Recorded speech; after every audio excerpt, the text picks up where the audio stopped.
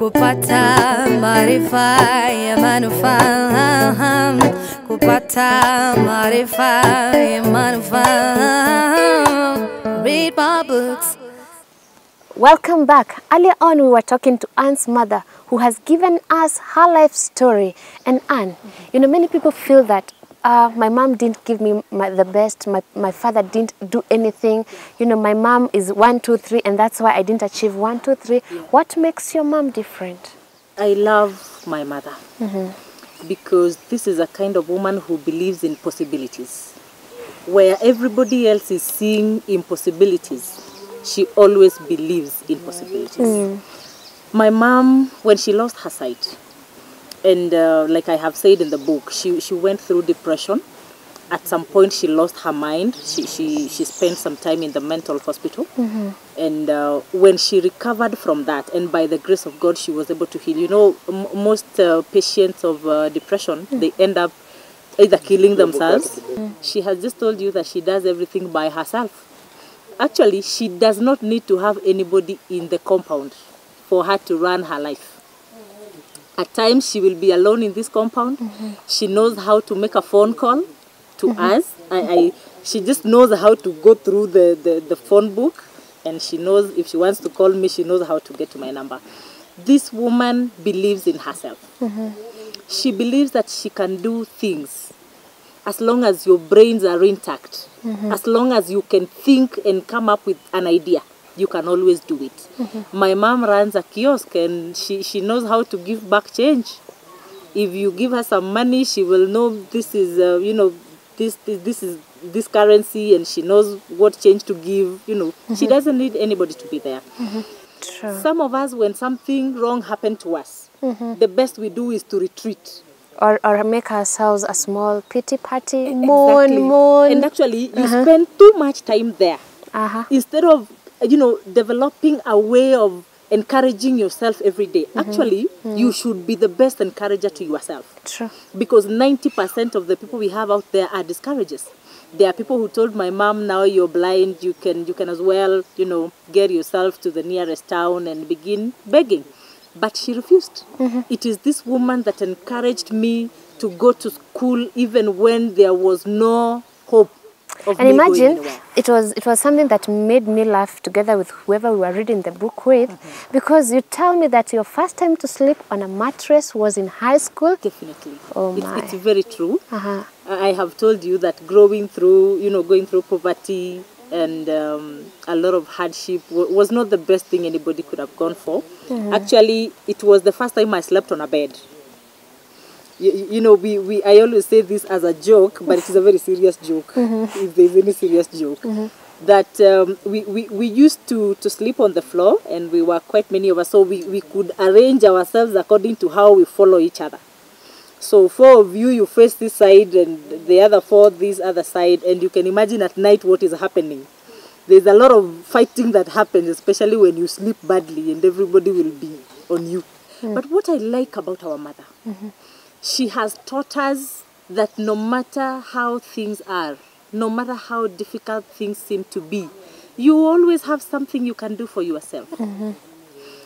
This mother cooks for herself and for our family. Without the fear that she's going to get burned, or the food is going to get burned, or she's going to do the salt so much. You know why she does that?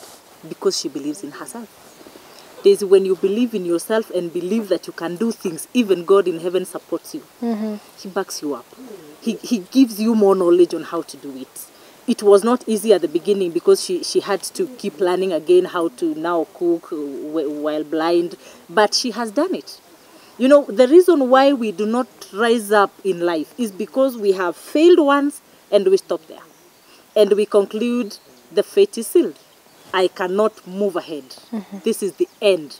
Actually, you condemn yourself. And let me tell you, the moment you condemn yourself and conclude this is how things are looking like, that is how things will remain to be. But it is only the confident, only the people who believe in themselves, only the people who know that I can do something in the absence of what I have lost. My mother knows that in the absence of sight, I can still do things because my mind is intact. Well, we can talk over so many things that are written in this book. Yeah. However, our time is up. Imagine. Unfortunately. And what will be your last words to Kenyans concerning reading? Because this program basically is to make people read and read them more, and not only read, but read materials that are going to push them forth to their destinies. So what will be your word looking at your camera? I would want to tell every Kenyan out there, especially regarding the issue of reading, that you will never lead if you do not read. The great leaders of this world are the ones who immersed themselves into books, because it is only through the books that we get to know more about people and how other people actually think about life, how they look at things, you know, in life, you know, many perspectives of life. It is in books that we get to understand more on the issues that we have always thought that they are so hard. And together with that, it is through books that we get to know that the people we see out there who seem to be making it have also gone through stuff. Sometimes you look at people, and especially our role models, you look at them, they're doing well, they look great, and you tell yourself, one day I want to be like that person. But you will never know where they have gone, you know, how their journey has been, unless you read about their stories. I love the stories of the likes of, Joyce Meyer, the story of, Joel Osteen, the stories of the likes of Les Brown. He's a great motivational speaker. I love their stories. And when you look at some of these people, they have been through a lot. Others have hit rock bottom, but they decided not to give up. And I want to tell you something, my viewer, that greatness is not found in not falling, but the ability to rise up again after you have fallen is what matters. Greatness is not found in coming from a rich family, which is not bad, but greatness is found in realizing that you have come from a poor family and knowing that you can always rise above that past. You do not need to die poor because you came from a poor family. You can always rise above that. Wow, that's great. And by the way, I do realize that you are so successful. I can see you're so satisfied with life. Yeah. Is the Lupita style is the Lupita style contributing to that? We'll talk about that. Well, that marks the end of the show today, and I'm so excited to be at Ann's place, and I'm told that Ann's mother has prepared something for our stomachs. And so till next time, stay blessed, have yourself a very good night, read and read the more. I've been your host, Kabira Daisy, and get this book, read it, and I'm sure it will transform your life. Goodbye.